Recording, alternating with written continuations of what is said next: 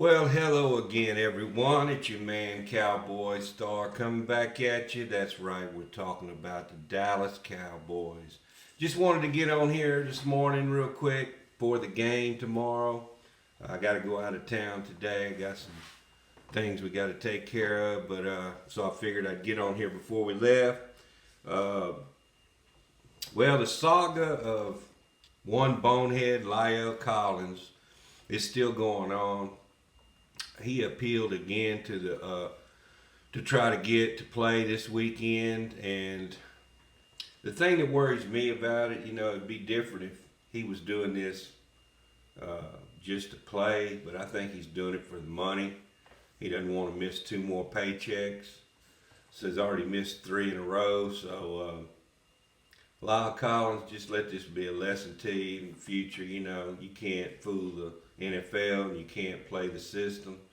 You got to do what you got to do to be in the NFL. It's a privilege to be in the NFL, and you took advantage of that privilege, in my opinion. So you just get what you deserve. You should have, if you were going to do this, you should have done it a couple of weeks ago.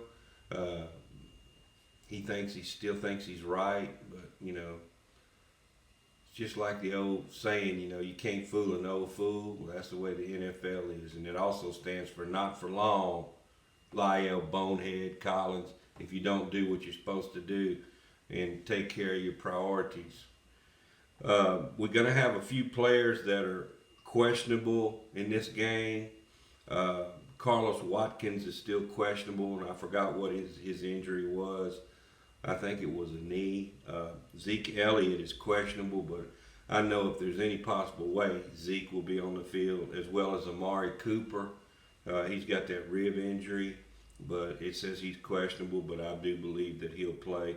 Randy Gregory is kind of iffy too. He's got a knee. So remains to be seen what happens on that front. But the Giants have been playing a little bit better ball the last couple of weeks, but they haven't really played anybody. I think they beat the Saints and they played some other lowly team. They just haven't really played a powerhouse offense like the Cowboys have. So this will be a good test to see where they're at. I just kind of hope we come out there and just blow the doors off of them. It's at home. There's no reason in the world why we shouldn't be able to win this game handily. I think there's a 7-point spread in the Cowboys' favor on this game. Certainly the Cowboys are going to cover the 7-point spread. I think we're going to win by 3 touchdowns, but it remains to be seen. That's why they play the games, folks. But I just want to get on there real quick, remind you all, be sure and subscribe to the channel. That helps out. I'd appreciate all those of you that have already subscribed. And I hope y'all, if you're a Cowboy fan, you're watching this game, even though it's a kind of a bottom feeder opponent.